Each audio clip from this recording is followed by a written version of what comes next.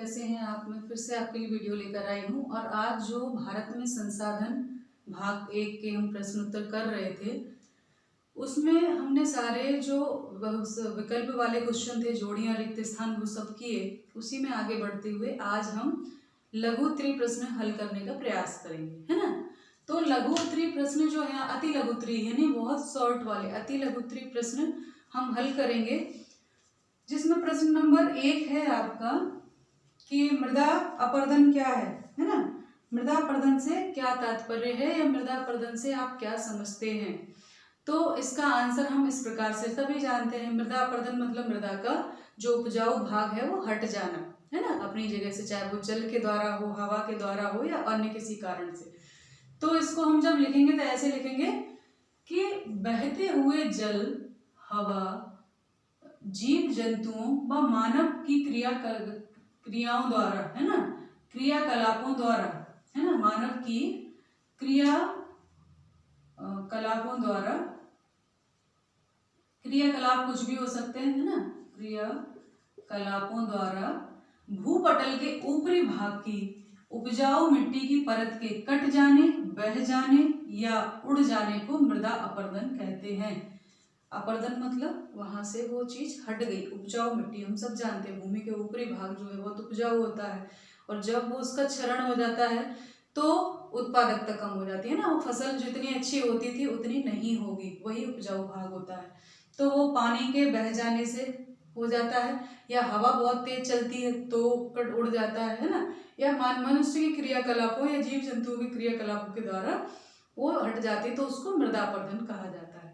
इसी के नीचे दूसरा प्रश्न है कि मृदा संरक्षण किसे कहते हैं या मृदा संरक्षण से आप क्या समझते हैं।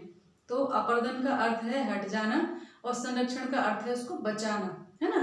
तो यहां हम लिखेंगे प्रश्न नंबर 2 में हम लिखेंगे उत्तर इसका कि मिट्टी के क्षय यानी घटना, मिट्टी के क्षय या अपरदन को रोकना ही मृदा संरक्षण कहलाता है ना।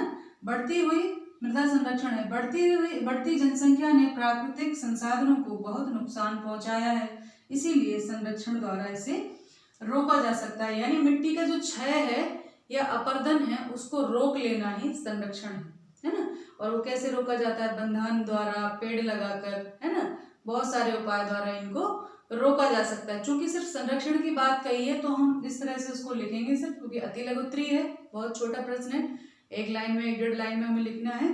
तो मिट्टी के क्षय या अपरदन को रोकना ही संरक्षण है और चूंकि जनसंख्या वृद्धि के कारण इसे बहुत नुकसान पहुंचा है तो हमें संरक्षण के द्वारा इसे रोकना चाहिए। ठीक, ये हो गया। तीसरा जो प्रश्न है आपका उसमें पूछा गया है भौम जल के स्रोत क्या है। भौम जल क्या होता है ये नहीं पूछा है, भौम जल के स्रोत। अच्छा, एक चीज और होती है, कभी कभी हम प्रश्न आता है कुछ और लिख आते हैं कुछ, ठीक है। अब यहाँ जैसे भौम जल के स्रोत पूछे हैं और एक लघु उत्तरीय प्रश्न है ना। तो ऐसे में हम क्या करते हैं अति उत्साह में, क्योंकि हमें सब पता है भौम जल क्या है वो भी पता है और भौम जल के स्रोत भी पता है।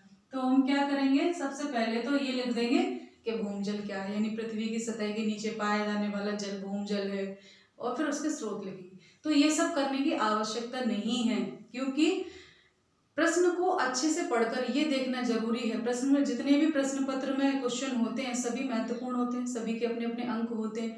तो ये निर्धारित करना कि किसको कितना लिखना है, क्योंकि अंक भले ही आप पूरे 1.5 पेज का लिख दें तब भी आपको वो 1 नंबर का होगा तो 1 नंबर मिलेगा, 2 नंबर का होगा तो 2 नंबर मिलेगा, है ना। अब वहां 2 नंबर के प्रश्न में हमने 5 नंबर का मटेरियल लिख दिया तो काटेगा नहीं, वो बढ़िया बात है, लेकिन वो वहां आपको सिर्फ 2 नंबर ही देगा।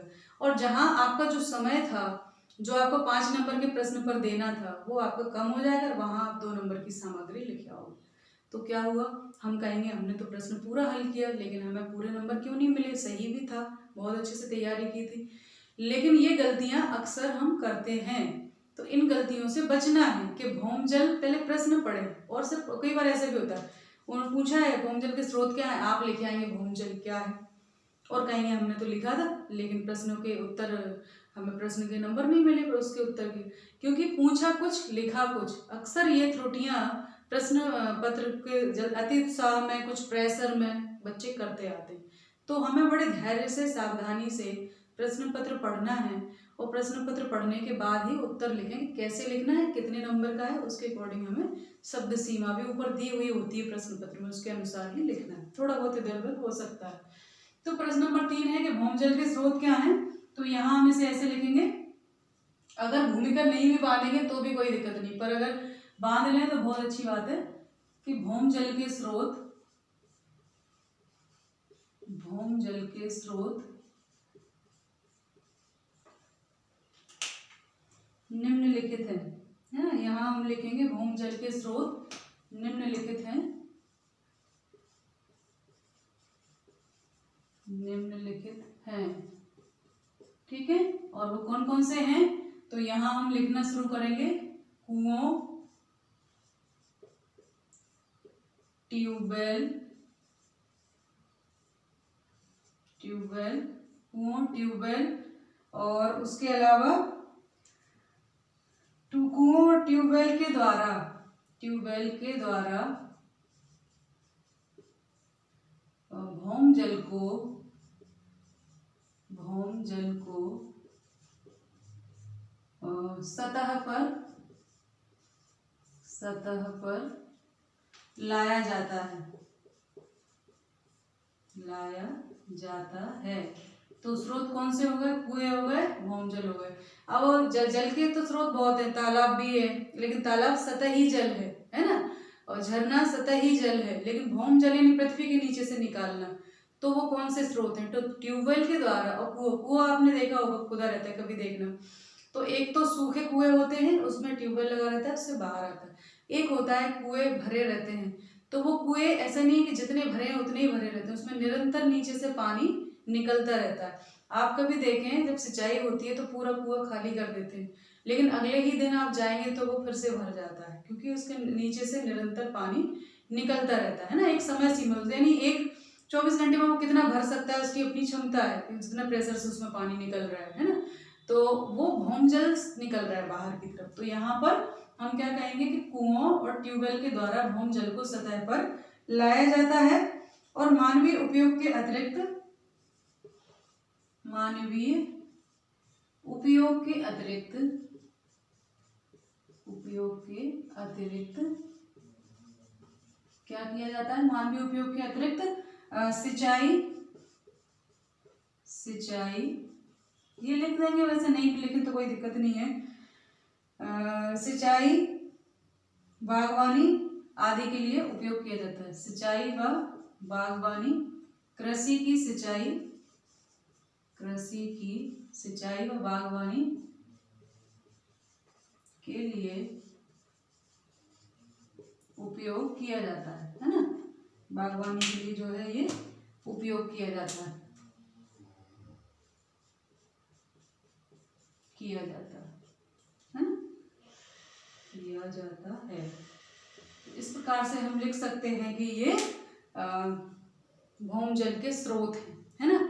और इनको नीचे से पानी कैसे निकालते हैं, तो ट्यूबवेल के द्वारा, कुओं के द्वारा। तो आज के वीडियो में इतना ही। अगले वीडियो में हम इसके आगे के प्रश्न हल करेंगे। कुल इसमें आपके लघुत्तरी में 6 प्रश्न हैं, 3 हमने आज हल किए, 3 अगले वीडियो में। तो आशा करती हूँ आपके काम की वस्तु, काम की चीज़ है, पार्ट सिलेबस है, वो सब चीज़ें काम का है। परीक्षाएं सामने हैं, अभी समय मिल गया है, उसका लाभ लें। और जैसे मैं कहती हूँ सटीक लिखें, है ना। प्रश्न पे जो प्रश्न पूछा है उत्तर सिर्फ उतना ही लिखें। तो और ऐसे ही हम चर्चा करते रहेंगे, क्योंकि प्रश्न की मटेरियल तो आपको मिल भी जाएगा पुस्तक से और उससे, लेकिन कुछ महत्वपूर्ण टेक्निकली चीज़ें होती हैं जिनको विमर्श करना भी बहुत आवश्यक है। तो ध्यान रखिए, पढ़ाई करते रहिए। नमस्ते सभी को, धन्यवाद।